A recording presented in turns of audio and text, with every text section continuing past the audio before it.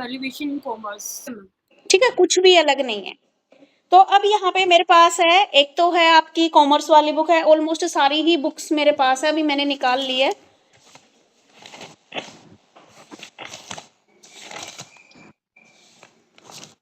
ठीक है, evaluation meaning, importance, type and technique, 4th unit है।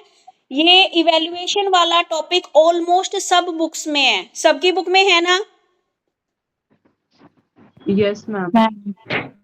ओके, अब मुझे बताइए, और ये आपकी 3rd बुक में भी हो रखा है, पिछली बार कराया था जो। अब मुझे बताओ दोबारा से इसको कराने की जरूरत है या नहीं? No ma'am. ठीक है, क्योंकि अभी आप ना इसको अंडरलाइन कर लो, जो जो टॉपिक हो गए हैं। उसके बाद है आपका एक एसएसटी वाली बुक में एक अचीवमेंट टेस्ट नहीं हुआ ना वहां पे, आज अचीवमेंट टेस्ट वाला कंसेप्ट करा देती हूँ, क्योंकि इवैल्यूएशन वाला टॉपिक वही है, सीसीई वाला को टॉपिक वही है, continuous and comprehensive evaluation, meaning, importance and process, एक ही जगह उसी बुक में लर्न कर लेना। ठीक है, उसके बाद ये है आपका ग्रेडिंग सिस्टम जो है वो एज इट इज है। इसमें मेरे को कराना पड़ेगा क्वेश्चन बैंक क्या होते हैं, ओपन बुक इन्वायरमेंट क्या होता है। ठीक है, यानी कि जो जो अलग अलग पॉइंट है ना आपकी बुक के, वो मैं सबके कराऊंगी, ऐसा नहीं है कि किसी का छोड़ दूंगी। अब मेरे को लग रहा है ये जो अचीवमेंट टेस्ट वाला है आपका, concept attainment model, advance organization model, inquiry training model in teaching commerce, method of teaching, lecture cum discussion method, method of teaching क्या हम लोग कर चुके हैं, पहले आ जाओ तुम कॉमर्स वाला ही देख लो 4th यूनिट में।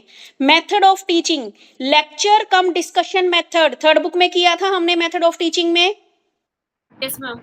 ठीक है, तो ये दोबारा नहीं करवाऊंगी, इसको अंडरलाइन कर लेना। उसके बाद है आपका प्रोजेक्ट मेथड। मैम आपने ये जो कॉमर्स वाला बताया है लेक्चर कम टीचिंग मेथड, ये कौन सी यूनिट का है? ये 4th यूनिट में बेटा, कॉमर्स में। मैम आज ना सिलेबस में तो नहीं दे रखा। बेटा मैं तो सिलेबस ही निकाल रखा है। आपके सिलेबस में क्या दे रखा है? यही तो दे रखा होगा ना, approaches and evaluation in teaching. Approaches में ये दे रखा है क्वेश्चन बैंक और ओपन बुक एग्जामिनेशन ग्रेडिंग। हाँ। ओके ओके, फिर तो आपका बिल्कुल सही हो गया, यही एसएसटी वालों का है। Question bank, open book examination, new approaches to assessment. अब ये बताओ मेरे को, ये टॉपिक सबकी बुक में है, न्यू अप्रोचेज टू असेसमेंट, जिसमें question bank, open book examination और ग्रेडिंग एंड क्रेडिट सिस्टम, ये वाला टॉपिक यस मैम। ये सबके में है। इकोनॉमिक्स में भी है, कॉमर्स में भी है। ठीक है, तो यस फिर मैम, एसएसटी में भी है। ओके बेटा, फिर निकाल लीजिए आप, यही करवाती हूँ पहले। और अचीवमेंट टेस्ट वाला सबकी बुक में है। Yes ma'am. ठीक है बेटा, अगर किसी का कोई टॉपिक अलग हो ना तो मेरे को बता देना, मेरे को कराने सभी हैं, लेकिन एटलीस्ट ये कि 4th यूनिट में सबकी कराऊंगी, चाहे वो एसएसटी है, चाहे आपका इंग्लिश का है, चाहे किसी का भी है, वो सेम है। अब मुझे पेज नंबर बता दीजिए कितना है। हिंदी में एक दो चीजें अलग हो सकती हैं, लेकिन हिंदी में भी इवैल्यूएशन वाला टॉपिक है। मैंने देखा था, उसमें है हिंदी में भी। हाँ, हिंदी में भी है, उसमें बस ये लिख दिया, हिंदी में लिख दिया मूल्यांकन अर्थ स्वरूप विभिन्न विधाओं को यस मूल्यांकन, प्रश्न पत्र में आदर्श प्रश्न पत्र। ठीक है, तो जो जो अलग चीजें होंगी ना वो मैं सारी डिस्कस करूंगी। मैम ये कॉमर्स में चैप्टर 11 पे दे रखा है, new approaches to assessment. Okay okay, ma'am ये मेन सब्जेक्ट से रिलेटेड है ना, जो सबका मेन सब्जेक्ट है, जैसे कॉमर्स हिंदी आप बता रहे हो, कि ये मेन सब्जेक्ट है ना जो जिसमें हम कर रहे हैं। ये आपके बेटा ऑप्शनल सब्जेक्ट है, मेन सब्जेक्ट तो ऑप्शनल। आपके 3 हैं जो सबके एक जैसे हैं, लास्ट के जो 4th और 5th सब्जेक्ट है वो सबका अलग है, जो किसी का एसएसटी है, किसी का हिंदी है, किसी का इंग्लिश है, किसी का मैथमेटिक्स है, किसी का commerce, economics, physical, computer science, यानी कि वैरायटी ऑफ सब्जेक्ट। ठीक है, 4th और 5th ये आपकी चॉइस जी। के अकॉर्डिंग है, कोई फाइन आर्ट का बच्चा है, कोई संस्कृत का बच्चा है। ठीक है, तो मैम जैसे अभी हमारे पास फाइन आर्ट और होम साइंस है, तो ये होम साइंस से रिलेटेड ही हम ये इवैल्यूएशन वाला जो लेंगे उससे रिलेटेड करें, क्योंकि फाइन आर्ट की तो बुक अभी भी नहीं मिली है हमें, बेटा मना मिलेगी कर भी रहे नहीं, हैं। एक बात बताओ मुझे, होम साइंस की मिल गई आपको? हाँ, पिछले होम साइंस की मिल गई। पिछले साल तो होम साइंस की भी नहीं थी नहीं, बच्चों हम को। ले आए अभी, लास्ट वीक ही जाके लेके आए थे, तो दिए उन्होंने। बट फाइन आर्ट का सेम है कि फाइन आर्ट की चुके हो, आपको पता है कि ग्रेडिंग क्या होती है। अब हम बात करेंगे क्वेश्चन बैंक क्या होता है और ओपन बुक एग्जामिनेशन क्या होता है। ठीक है, सबसे पहले हम बात करते हैं explain the meaning, objective and type of questions. प्रश्न का अर्थ क्या है, ठीक है, इनके बारे में बात करेंगे। अब देखिए भाई, जो आपके क्वेश्चन बैंक है, क्वेश्चन बैंक का मतलब क्या होता है, जितने भी हमारे पास स्टूडेंट है तो स्टूडेंट की अचीवमेंट के इवैल्यूएशन के लिए हम डिफरेंट डिफरेंट टाइप के क्या लेते हैं, टेस्ट लेने की हमें आवश्यकता होती है। और इन्हीं टेस्ट की सफलता में सम्मिलित जितने भी क्वेश्चन हैं वो क्या है, उन क्वेश्चंस के ऊपर उनकी सफलता निर्भर करती है कि एक परीक्षा में कितने क्वेश्चन बच्चों से पूछे गए हैं, अधिक से अधिक फर्स्ट होने चाहिए। ये प्रश्न पत्र छात्रों की उपलब्धि को उतना ही वैलिड और विश्वसनीय रूप में मापते हैं। नहीं बहुत हाँ ठीक है बेटा, मीनिंग क्या है कि वह प्रश्न पत्र, यानी कि आप कितने, क्वेश्चन बैंक का मतलब होता है, अब आप देखो आपको अपनी तैयारी करनी है, प्रिपरेशन करनी है, तो आप बोलते हो कि मैम या तो हमें कोई प्रीवियस ईयर क्वेश्चन दे दो, प्रीवियस ईयर पेपर दे दो, ताकि आपको क्या है एक क्लियर आइडिया हो जाए कि क्या किस टाइप के क्वेश्चन हमारे एग्जाम में आएंगे, कौन कौन से क्वेश्चन हमारे लिए इंपॉर्टेंट है। तो जो डिफरेंट डिफरेंट टाइप के जो आप क्वेश्चंस देखते हो, ठीक है, जिसके आधार पर क्या है आपकी जो अचीवमेंट या अलग अलग जो टेस्ट होते हैं, ठीक है, तो उसके लिए हमें किसकी आवश्यकता होती है, डिफरेंट डिफरेंट टाइप के क्वेश्चंस की आवश्यकता होती है। ठीक है, तो ये सारी चीजें, क्वेश्चन क्या है, किस टाइप के आएंगे, किस प्रकार हमारा क्वेश्चन पेपर सेट होगा, यही क्या कहलाता है आपका क्वेश्चन। ठीक है, यानी कि क्वेश्चन बैंक क्या आ गया, जब आपके जो आपका पेपर है या जो भी आपको स्टडी मटेरियल दिया जा रहा है उसमें जब डिफरेंट डिफरेंट टाइप के क्वेश्चंस को आप देखते हो तो वो क्या कहलाता है, हमारा क्वेश्चन बैंक कहलाता है। अब सबसे पहले सिंपली इन्होंने डिफाइन कर रखा है, what do you mean by question, question क्या होता है। ठीक है, क्वेश्चन और या फिर जो भी आपकी प्रैक्टिस है वो क्या है, लगभग एक ही कंसेप्ट माना जाता है।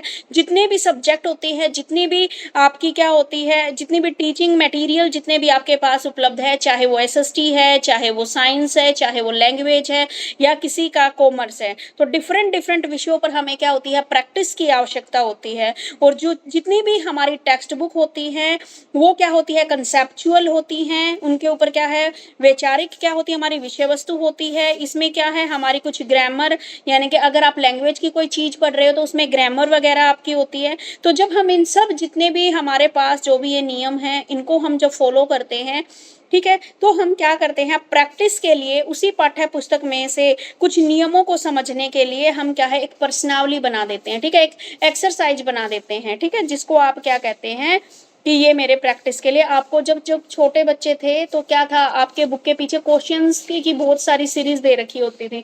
कोई एमसीक्यू टाइप क्वेश्चन था, कोई ट्रू फॉल्स था आपका, ठीक है, कोई फिलअप था आपका, ठीक है, और फिर उसके बाद शॉर्ट क्वेश्चन, लॉन्ग क्वेश्चन, इस टाइप से आपके आते थे। तो इसको हम क्या बोलते थे, पूरी एक एक्सरसाइज हम इसको बोलते थे। यहाँ पर न्यू वेबस्टर डिक्शनरी ने यहाँ पर क्या बताया गया है कि क्वेश्चन क्या है, हमारा एक जांच, एक खोज और एक प्रश्नवाचक वाक्य है जो किसी विशेष उद्देश्य से उत्तर प्राप्त करने के लिए किसी व्यक्ति को दिया जाता है। यानी कि क्वेश्चन क्या है, जब आपको कोई क्वेश्चन दिया जाता है तो क्वेश्चन क्या है, एक प्रकार की टेस्टिंग है, एक रिसर्च है, या फिर एक क्वेश्चन मार्क वाला क्या है, एक वाक्य है जो क्या है, एक विशेष स्पेसिफिक ऑब्जेक्टिव्स के लिए आंसर प्राप्त करने की क्या है, एक व्यक्ति को दिया जाता है। अब मान ले मैंने आपको ये चैप्टर पढ़ा दिया, ठीक है, मैं आपसे इसके बारे में कुछ पूछती हूँ, तो ठीक है, तो ये क्या है, आपका एक क्वेश्चन है। इसका मेन ऑब्जेक्टिव क्या है, मेरा मेन ऑब्जेक्टिव ये, मैं ये जानना चाहती हूँ कि आप लोगों ने जो पढ़ा है वो आपको समझ आया है या नहीं आया है। ठीक है, अब क्या है, क्वेश्चन बैंक आपको पता लग गया कि इसमें डिफरेंट डिफरेंट टाइप के क्वेश्चन आप क्या करते हो, इसके अंदर ऐड करते हो।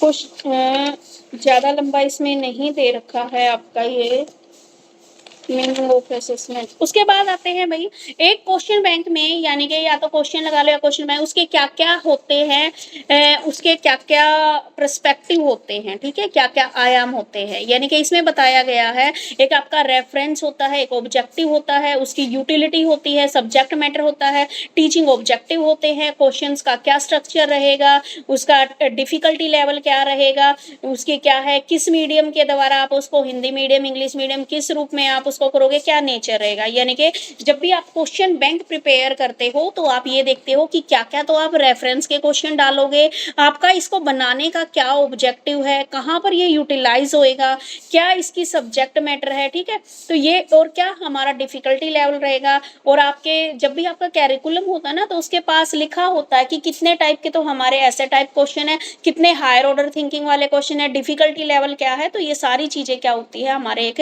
क्वेश्चन बैंक में होती है, ठीक है। अब इसकी रचना कैसे करते हैं हम, इसमें क्या है, डिफरेंट डिफरेंट टाइप के हमारे क्या होते हैं, क्वेश्चन शामिल होते हैं। क्वेश्चन रचना में सभी एस्पेक्ट को हम ध्यान में रखते हैं। क्या है कि जितने भी क्वेश्चन हम बनाए वो हमारी जो भी एक्सरसाइज है उसके आधार पर ही हम क्या करते हैं, क्वेश्चन प्रिपेयर करते हैं, ठीक है। कई बार आपने देखा होगा जब आप छोटे थे तो टीचर क्या बोलता था, आप अपना सब्जेक्ट, मान लीजिए एसएसटी का एक चैप्टर दे दिया कि बेटा आप इस चैप्टर को पढ़ के आओ और इसमें से ना कोई 5 क्वेश्चन आप बना के लाओ, ठीक है।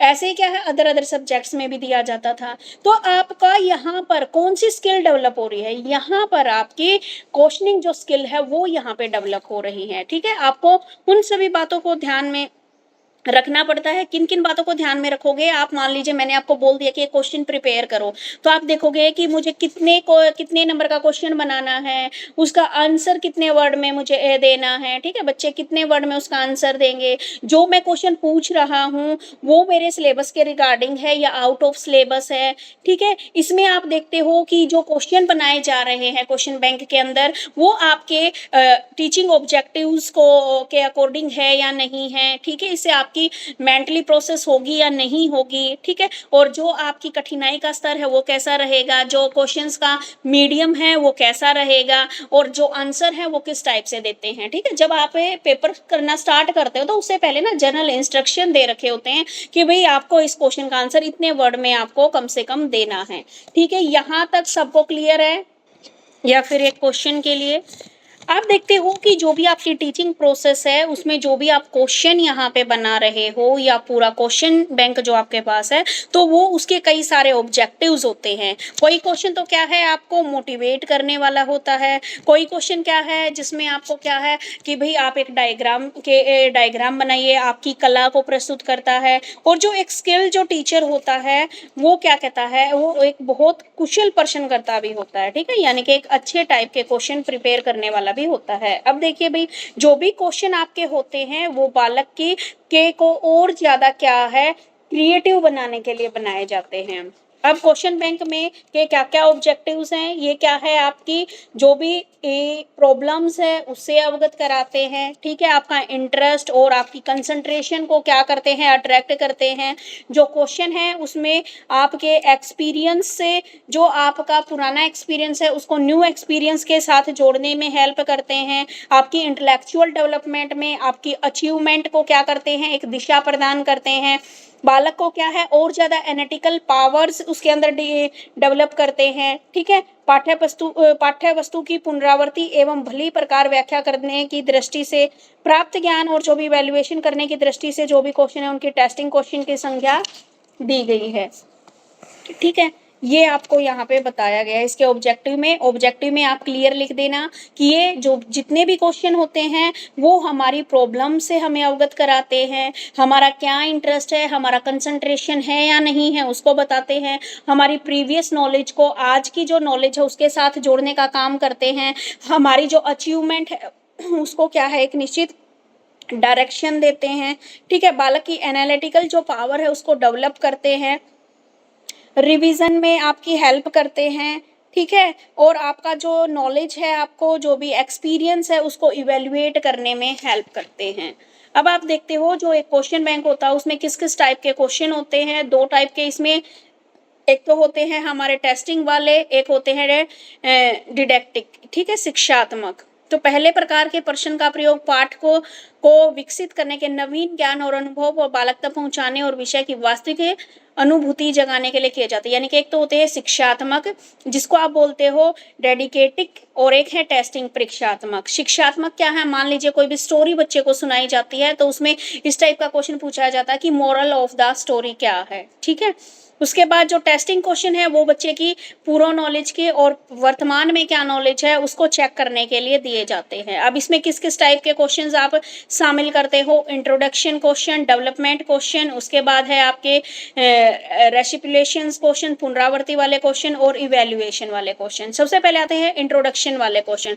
इंट्रोडक्शन लेवल पर क्या पूछा जाता है कि कोई भी जब चैप्टर आप स्टार्ट करते हो तो उसमें किसी सब्जेक्ट की का क्या रोल है, क्या बैकग्राउंड है, ठीक है, इस टाइप के क्वेश्चन इसमें ऐड किए जाते हैं। दूसरे होते हैं डेवलपमेंट क्वेश्चंस, कि जब भी आपका कोई भी लेसन आरंभ होता है तो एक विषय का क्या प्रेजेंटेशन रहेगी, ठीक है, किस प्रेजेंटेशन करने की दृष्टि से प्रश्नों को पूछा जाना आवश्यक। इस पाठ में क्या है, लॉजिकल डेवलपमेंट को अधिक महत्व दिया जाता है। एक होते हैं रिपीटेटिव वाले क्वेश्चन, इसमें क्या है, विषय को जब हम बार बार क्या कर रहे हैं, उसका रिवीजन कर रहे हैं तो उसकी प्रैक्टिस करने के लिए इस टाइप के क्वेश्चंस को पूछा जाता है। इवैल्यूएशन के लेवल पर जब पूरे पाठ में इवैल्यूएशन की अवस्था होती है तो प्रश्नों की सहायता लेनी पड़ती है, और इस टाइप पर क्या है, हमारे ऐसे टाइप या ऑब्जेक्टिव टाइप दोनों प्रकार के क्वेश्चन हम यहाँ पे पूछ सकते हैं, ठीक है। उसके बाद इन्होंने पूछा है कुछ शॉर्ट आंसर टाइप क्वेश्चंस को हम इसमें शामिल करते हैं, लॉन्ग आंसर टाइप के क्वेश्चन को इसमें हम शामिल करते हैं, very short answer type question हम इसके अंदर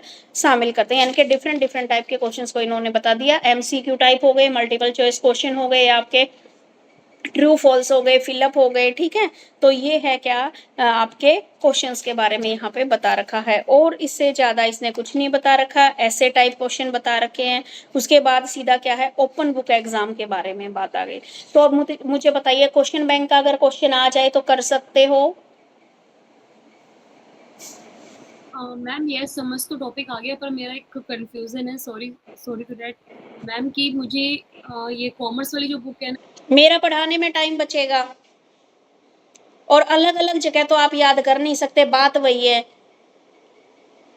अब इवैल्यूएशन वाला टॉपिक मान लीजिए आपकी 3 बुक में दे रखा है, आपकी एक तो थर्ड वाली बुक में, 2 आपकी जो पेडागोजी वाली बुक है उनमें, तो एक जगह लर्न कर लो, जहां पर भी आपको लैंग्वेज इजी लगे वहीं पे कर लो। एटलीस्ट आपने पूरा का पूरा थर्ड वाली बुक में पढ़ा है, तो मैं तो आप आगे है open book exam. Open book exam कौन सी है, ये वो परीक्षा होती है जिसमें परीक्षार्थियों को प्रश्न का उत्तर देते समय क्लास के नोट, पाठ्य पुस्तक व अदर जो सामग्री है यानी कि उसको देख के करने की इजाजत होती है, ठीक है। अब open book examination is one of which exam are allowed to consult them class notes, text book and other approved material while answering your question, ठीक है। इंडिया में ये अलाउ नहीं है, ठीक है, लेकिन अब जो न्यू एजुकेशन पॉलिसी है उसमें ये दे दिया है ओपन बुक एग्जामिनेशन। लेकिन मुझे नहीं लगता कि ये अच्छी अप्रोच है, क्योंकि बच्चे अभी नहीं पढ़ रहे, जब उनको ये पता लग जाएगा कि भाई हमें तो बुक को खोल के पेपर करना है तो कैसे पढ़ेंगे वो। लेकिन अब दे दिया है, नाम से ही पता लग रहा है ओपन बुक एग्जाम। बुक खोलने के लिए मैम पता भी तो होना चाहिए बच्चे को कि क्या टॉपिक है। बेटा अब एक बात बताओ, अब तुम कम से कम ये तो कर रहे हो ना कि हमें पढ़ना है, पेपर देना है। जब उनको ये पता है ना बुक खोल के पेपर होंगे तो वो क्लासों में नहीं आएंगे, ठीक है, वो पेपर में बैठ के उस बुक में माथा मारेंगे कि मेरे क्वेश्चन कहाँ है ये। हाँ ये तो है मैम। अब कम से कम तुम ये तो सोच रहे ना कि भाई एग्जाम है, हमें पढ़ना है, तो आपको पता है ये टॉपिक वहां मिलेगा। जब आपको ये पता है भाई आपको एग्जाम में बुक खोलनी है, तो क्या आप पूरा साल बुक खोलोगे? बिल्कुल भी नहीं खोलोगे आप लोग बुक। चलिए अब आगे, ओपन बुक एग्जाम सिस्टम है, ये क्या है, इंडिया में अलाउ नहीं है, ये USA, UK और कनाडा आदि देशों में देखने को मिलता है, ठीक है। लेकिन CBSE ने भी क्या है इस पैटर्न के ऊपर बात की है, और हाल ही में जो न्यू एजुकेशन पॉलिसी है उसमें इस बात को भी अपनाया गया है कि हम ओपन बुक एग्जाम सिस्टम को अपनाएंगे। लेकिन एक्चुअल में अभी शुरू नहीं हुआ है, और मैं तो चाहती भी नहीं कि शुरू हो। ओपन बुक एग्जाम सिस्टम में क्या क्या शामिल किया गया है, खुली पुस्तक परीक्षा ओपन बुक एग्जाम प्रणाली में क्या क्या फैक्ट शामिल है, ओपन परीक्षा सरल नहीं है, परीक्षा देने हेतु ओपन बुक परीक्षा सरल नहीं है। ओपन बुक परीक्षा आपको इंफॉर्मेशन ढूंढने के बारे में सिखाती है कि आपको कितनी नीड है, प्रश्नों का नमूना जो सैंपल है वो किस तरह का है, जिससे आपके दिमाग की खूब कसरत होती है। ओपन बुक परीक्षा में प्राय पाठ्य से संबंधित प्रश्न आपकी व्याख्या करके, इवैल्यूएशन करके व चीजों की तुलना करने से पूछे जाते हैं। अब ये देख लेना, अगर सरकार ये सोच रही है कि हमें ओपन बुक एग्जाम करने हैं तो फिर वो जो क्वेश्चन है ना वो डायरेक्ट ना देके आप लोगों को घुमा के देगी, ठीक है। फिर वो स्किल चेक की जाएगी कि बच्चे के अंदर कितनी स्किल्स है किसी क्वेश्चन को ढूंढने की। ओपन बुक एग्जाम के क्या क्या गुण हैं, इसमें क्या है, विद्यार्थियों को कंसेप्ट से चिपके रहने की आवश्यकता नहीं है, ठीक है, उसको जस्ट समझना है और आसानी से उत्तर देना है। भाई बच्चे चिपकेंगे ही नहीं बुक्स के साथ, क्यों चिपकेंगे जब उनको पता है कि मुझे तो बुक में पेपर में बैठ के मेरे का पूरी की पूरी बुक खुल जाएगी मेरी तो, ठीक है। दूसरा है परीक्षा के तनाव से मुक्ति, भाई अपने आप ही मुक्त हैं, जब उनको पता है पेपर में मेरे को बुक खोलनी है तो क्यों पढ़ेंगे, क्यों टेंशन लेंगे वो, तो परीक्षा की जो टेंशन है वो खत्म, सही है भाई। विद्यार्थियों का पास प्रतिशत बढ़ेगा, खाली पास करने हैं, ठीक है, लेबर बनाना है सबको। इस प्रणाली का विद्यार्थियों द्वारा अधिक पसंद किया जाता है क्योंकि उन्हें एग्जामिनेशन का कोई भय ही नहीं होता। भाई अपने आप ही बच्चे तो इसको पसंद करेंगे ही, क्योंकि उनको क्या है, फेल होने का डर ही नहीं है। भाई कम से कम इतना तो पेपर अटेम्प्ट करके आएंगे ही बुक्स खोल के। यह प्रणाली उन विद्यार्थियों हेतु ज्यादा बढ़िया रहेगी जो वास्तव में बुद्धिमान तो होते हैं परंतु वे याद करने वाली अवधारणाओं याद नहीं कर पाते, ठीक है। ये उन बच्चों के लिए ज्यादा फायदेमंद है जो जिनको याद नहीं होता। इसके क्या क्या अवगुण है भाई, अब डीमेरिट्स भी सुन लो।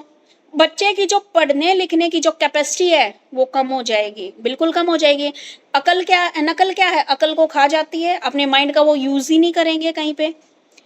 जो बच्चे की मेमोरी पावर है वो कम हो जाएगी। दूसरा, बच्चे क्या है, पढ़ाई करना छोड़ देंगे, उपलब्ध कराएगी पुस्तकों से केवल नकल करेंगे बच्चे।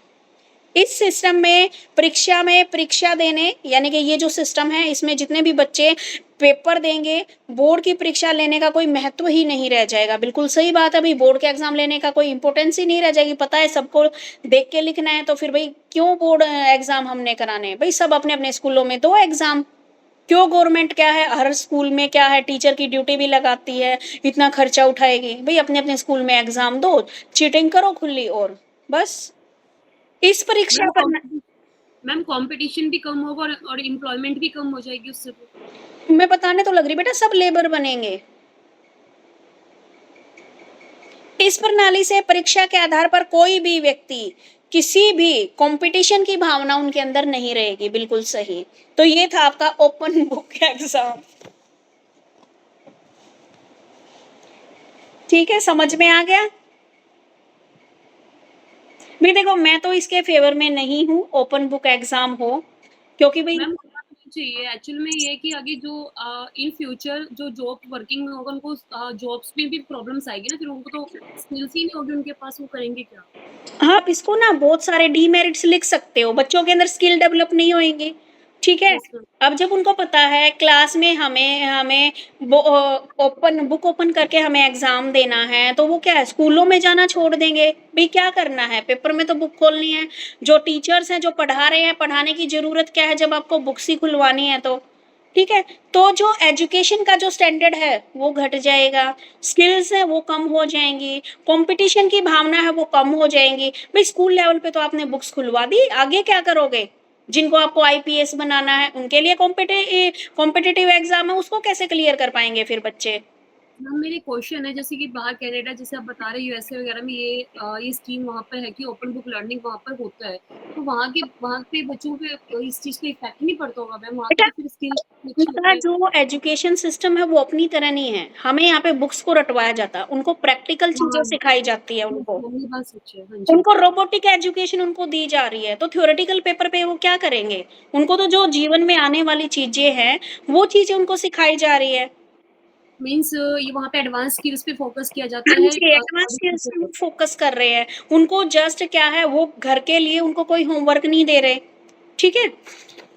घर के लिए कोई होमवर्क नहीं दे रहे, बच्चों के बैग वहीं पे सबमिट करा लिए जाते हैं। उनको जस्ट क्या है, बच्चे को रीडिंग आ जाए, राइटिंग आ जाए, ठीक है, पढ़ना लिखना आ जाए, उसके बाद सिर्फ और सिर्फ प्रैक्टिकल नॉलेज के ऊपर वो ध्यान देते हैं। वो ज़्यादा अच्छा। ठीक है, एडवांस Yes. जो टेक्नोलॉजी है सिर्फ वो सिखा रहे हैं। और हमारे यहाँ पे एक बात बता, अब देखिए भाई, आपके अचीवमेंट टेस्ट क्या है? अचीवमेंट टेस्ट आपके वो टेस्ट होते हैं जो आपकी नॉलेज को मेजर करते हैं। आपके अंदर किसी भी स्पेसिफिक कोई सब्जेक्ट है तो उसको समझने की कितनी स्किल आपके अंदर है।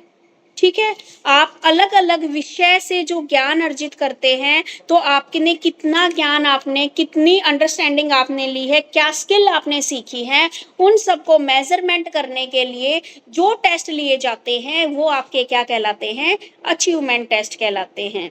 यानी कि अचीवमेंट टेस्ट वह माप है जिसके द्वारा विद्यालय के अंदर और बाहर प्राप्त जो भी ज्ञान है, चाहे वो आपने ट्रेनिंग के जरिए लिया है या कैसे भी लिया है, तो उसमें कितनी आपको समझ उत्पन्न हुई है, क्या आपका इंटरेस्ट है और क्या आपकी, तो ये सारी चीजें मेजर की जाती हैं। तो वो क्या कहलाता है? आपका अचीवमेंट टेस्ट कहलाता है। यानी कि विद्यार्थियों की डिफरेंट डिफरेंट सब्जेक्ट को लेकर कितना ज्ञान उनके अंदर है, वो क्या कहलाता है? आपका अचीवमेंट टेस्ट। ठीक है, एक तो आप सिंपल जो टेस्ट कर रहे थे ना वो एक सब्जेक्ट से रिलेटेड था, अब क्या इसमें आप डिफरेंट डिफरेंट सब्जेक्ट से लेकर आपके अंदर कितनी नॉलेज है उसी को हम क्या बोलते हैं? अचीवमेंट टेस्ट बोलते हैं।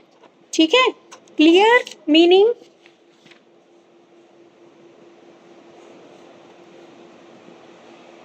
अब पहले मैं इसके टाइप बताऊंगी अचीवमेंट टेस्ट के, फिर हम करेंगे क्या एम्स हैं इसके, क्या प्रिंसिपल्स हैं और कैसे हम ये टेस्ट बनाते हैं। सबसे पहले आते हैं अचीवमेंट टेस्ट में दो टाइप के टेस्ट होते हैं। एक होते हैं स्टैंडर्डाइज्ड टेस्ट। स्टैंडर्डाइज्ड टेस्ट होते हैं जो आपके बाहर से आते हैं, बाहर से आने का मतलब जो बोर्ड आपका बनाता है या यूनिवर्सिटी आपके बनाती है। ठीक है, तो अचीवमेंट टेस्ट में स्टैंडर्डाइज्ड टेस्ट और एक होते हैं टीचर मेड टेस्ट, टीचर द्वारा बनाए गए टेस्ट। ठीक है, स्टैंडर्डाइज्ड टेस्ट जो आपकी गवर्नमेंट बनाती है, अलग अलग, जैसे सीबीएसई बनाती है, अलग अलग बोर्ड आ गए, स्टेट बोर्ड आ गए, वो बनाते हैं। जैसे एनटीए का आपका नेट है। ठीक है, जितने भी आपके जेई के, नीट के, जो अलग अलग जो एजेंसीज जो बना रही हैं वो आते हैं स्टैंडर्डाइज्ड टेस्ट में। दूसरा आता है आपका टीचर मेड टेस्ट, जिसमें आपका subjective test, objective test. Subjective test में क्या है? आपका ओरल टेस्ट हो सकता है और ऐसे टाइप टेस्ट होता है। ठीक है, ऑब्जेक्टिव टेस्ट में क्या देते हो आप? सारे एमसीक्यू आपके आते हैं और क्या है? आपको 4 उसमें से किसी एक को टिक करते हुए अपने पेपर को कंप्लीट करना है। अब मुझे नहीं लगता कि मुझे ये एक्सप्लेन करना पड़ेगा इसके टाइप्स को, इसके टाइप्स को खुद कर लोगे। वही है ओरल टेस्ट, ऐसे टाइप टेस्ट, सब्जेक्टिव में आ गए, और ऑब्जेक्टिव टेस्ट में क्या है? सारे आपके एमसीक्यू वगैरह आपको करने। अब आते हैं aims of achievement test. Achievement test लेने का क्या उद्देश्य होता है, क्या ऑब्जेक्टिव है? यानी कि नंबर 1 ये बताया गया है कि जो अचीवमेंट टेस्ट होते हैं इसकी सहायता से हम ये पता लगाते हैं कि एक क्लासरूम में एक स्टूडेंट ने पूरे साल में डिफरेंट डिफरेंट सब्जेक्ट में कितनी नॉलेज गेन की है। ठीक है, कितना ज्ञान आपने प्राप्त किया है, पहली बात ये हो गई। दूसरी बात कि किस कक्षा में कौन सा छात्र एवरेज है, कौन सा छात्र क्या है हाईएस्ट है, कौन सा छात्र क्या है एक नॉर्मल स्टूडेंट है, इसका पता लगाने के लिए। तीसरी बात, ये जो टेस्ट हैं इनकी सहायता से ये पता लगाया जाता है कि एक टीचर अपने टीचिंग एक्टिविटी में या टीचिंग वर्क में किस सीमा तक सक्सेस हुआ है। सक्सेस होने का मतलब, अगर मान लीजिए क्लास में 10 बच्चे हैं, 10 के 10 बच्चे फेल हो गए तो मतलब टीचर भी फेल हो गया। नेक्स्ट बताया है किसी भी स्कूल में कौन सा छात्र नेक्स्ट क्लास में प्रमोट करने के लायक है या नहीं है, ये इससे हमें पता लग जाता है। और ये कहा गया है नेक्स्ट कि जो हमारी टीचिंग है, हमारा प्रोफेशन है और जो पर्सनल गाइडलाइंस है उनके लिए भी उपलब्धि परीक्षा अत्यधिक महत्वपूर्ण है। ठीक है, ये इसने बताए हैं इसके। और कुछ जनरल प्रिंसिपल भी बताए हैं। प्रिंसिपल में क्या बताया गया है कि जो टेस्ट है उसका डिज़ाइन कॉम्प्रिहेंसिव होना चाहिए, ठीक है। उसके बाद टेस्ट किसी भी विशेष सभी उद्देश्यों को जाना नहीं, यानी कि किसी भी एक प्रकार के परीक्षण से हम खाली एक टाइप के टेस्ट से सारे ऑब्जेक्टिव को सेट नहीं कर सकते। हमें क्या है, डिफरेंट डिफरेंट टाइप के यहाँ पे टेस्ट हमें प्रोवाइड करने पड़ेंगे। जो प्रश्नों की संख्या है वो अधिक होनी चाहिए, ट्राई आउट क्वेश्चनों की संख्या होनी चाहिए, फाइनल फॉर्म से दुगनी होनी चाहिए। ठीक है, हमें क्या है, जो हमें हमारे अंदर भ्रम उत्पन्न करे वो क्वेश्चन हमें इसमें शामिल नहीं करने हैं। जब भी हम टेस्ट बनाते हैं तो वो वैलिड होना चाहिए। एक से प्रश्नों को एक ही स्थान पर, एक से जो प्रश्न है वो एक जैसे क्वेश्चन एक ही स्थान पर देने चाहिए। ऐसा नहीं है कि एक क्वेश्चन आपने शॉर्ट क्वेश्चन यहाँ पे दे दिया और एक लास्ट में दे दिया। ठीक है, पर्याप्त समय देना चाहिए, जो क्वेश्चन आपने दिया है उसी के अकॉर्डिंग क्या है, बच्चे को टाइम देना चाहिए। भाषा बिल्कुल क्या है, इजी और जो क्या है आप आसानी से उसको समझ सके ऐसा देना चाहिए। किसी भी पर्सन को समझकर गलत उत्तर ना दे। पर्सन ऐसा होने चाहिए कि जिससे बच्चे के अंदर भ्रम पैदा ना हो और वह उसका गलत आंसर ना दे। टाइप ऑफ अचीवमेंट टेस्ट ये आपको बता ही दिया। एक और टाइप बताया है इन्होंने, सिंपली जो टाइप ऑफ अचीवमेंट टेस्ट तो वे थे, अब अलग अलग लोगों ने भी अपने अकॉर्डिंग बताया है। एक ने बताए हैं जर्नल अचीवमेंट टेस्ट और clinically test. General achievement test में क्या है, छात्र के ज्ञान के क्षेत्र को मापते हैं कि उसकी सामान्य जनरल आईक्यू लेवल कितना है उसका, कि बालक जो क्वेश्चन जो अंक प्राप्त कर रहा है वो बच्चे की आईक्यू लेवल को दर्शाते हैं। दूसरा है क्लिनिकली टेस्ट, ये हमारे क्या रेमेडियल जो टीचिंग होती है उसके लिए होते हैं, कि छात्र को क्लास में सरलता या असफलता की जानकारी देते हैं। इसमें नैदांतिक कारण सूचना भी अध्यापक को देते हैं, जिसके द्वारा शिक्षा में बालक या छात्र ने कहाँ तक सफलता प्राप्त की है ये देखा जाता है। ठीक है, बस ये दो टाइप के इन्होंने यहाँ पे बताया। और जो अचीवमेंट टेस्ट है उसका किसमें हेल्प करते हैं, ये आपकी फ्यूचर एजुकेशन में, भावी अध्ययन में सहायक करते हैं, ग्रेडिंग में हेल्प करते हैं, आपकी वोकेशनल गाइडेंस में आपकी हेल्प करते हैं। ठीक है, काउंसलिंग में आपकी हेल्प करते हैं, आपके जो छात्रों की कठिनाई है उसका निदान करने में हेल्प करते हैं, शिक्षकों को परामर्श देने में सहायक होते हैं। ठीक है, क्यूमुलेटिव रिकॉर्ड, एक टीचर को आपके बारे में जो जो रिकॉर्ड रखना है उसको उपयोग करने में हेल्प करते हैं। पेरेंट्स की काउंसलिंग में हेल्प करते हैं, पेरेंट्स को पता लगता है कि उनके बच्चे का क्या IQ लेवल है। इंडिविजुअल भी बच्चे की हेल्प करते हैं, छात्रों की उन्नति में सहायक हैं, प्रेरणा देने में सहायक है, पाठ्यक्रम के सुधार के लिए आवश्यक है, बौद्धिक योग्यता का परीक्षण, अध्यापक की व्यावसायिक उन्नति में सहायक, व्यक्तिगत गुणों का परीक्षण। 22 को वो दे रखे हैं इसके। तुलनात्मक कंपैरेटिव वैल्यू, यानी कि कंपैरेटिव वैल्यूएशन कर सकते हैं, तुलनात्मक अध्ययन कर सकते हैं हम। सर्टिफिकेट एंड रिपोर्ट्स तैयार करते हैं, टीचर की एफिशिएंसी का पता लगता है। ठीक है, पूर्व कथन में सहायक होते हैं। पूर्व कथन का मतलब होता है पहले से कितना संचित ज्ञान है आपके अंदर। क्लासिफिकेशन और प्लेसमेंट वैल्यू, प्रमोशनल वैल्यूज। ठीक है, उपलब्धि परीक्षणों के प्रयोग से विभागीय पदोन्नति और छात्रों की कक्षा में उन्नति में सहायता की जाती है। तो ये अलग अलग है, इनको एक्सप्लेन कर लेना। लिमिटेशन क्या है भाई इसकी, तथ्यों की जानकारी, उपलब्धि परीक्षण हमें सही तथ्यों की जानकारी नहीं देते। ठीक है, आलोचनात्मक, इनको क्रिटिसाइज किया गया है, ये केवल कुछ ही आइटम्स को सिलेक्ट करते हैं, ओरिजिनलिटी और क्रिएटिविटी इनके अंदर नहीं है। लर्निंग आउटपुट्स को प्रस्तुत करने में असमर्थ होते हैं, इसमें कोऑर्डिनेशन की भावना नहीं होती। बस ये था आपका क्या, अचीवमेंट टेस्ट के ऊपर। ऐसे तो इन्होंने क्या है, बहुत सारे क्वेश्चंस आपको दे रखे होंगे अचीवमेंट टेस्ट के ऊपर।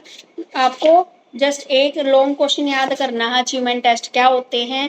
टाइप ऑफ अचीवमेंट टेस्ट में भी ये मत करना, जनरल अचीवमेंट टेस्ट और क्लिनिकली टेस्ट इनको नहीं करना। अचीवमेंट टेस्ट में स्टैंडर्डाइज और नॉन स्टैंडर्डाइज, नॉन स्टैंडर्डाइज यानी कि teacher made test, subjective, objective, subjective में ओरल और ऐसे टाइप, और ऑब्जेक्टिव में आपको पता ही है मल्टीपल चॉइस क्वेश्चन टाइप के यहाँ पे होते हैं। और मुझे बताइए अचीवमेंट टेस्ट क्लियर है सबको? ठीक है बेटे, अब आ जाइए, इकोनॉमिक्स का सिलेबस कंप्लीट हो गया है, दीक्षा चेक करो हो गया है कंप्लीट 4th यूनिट।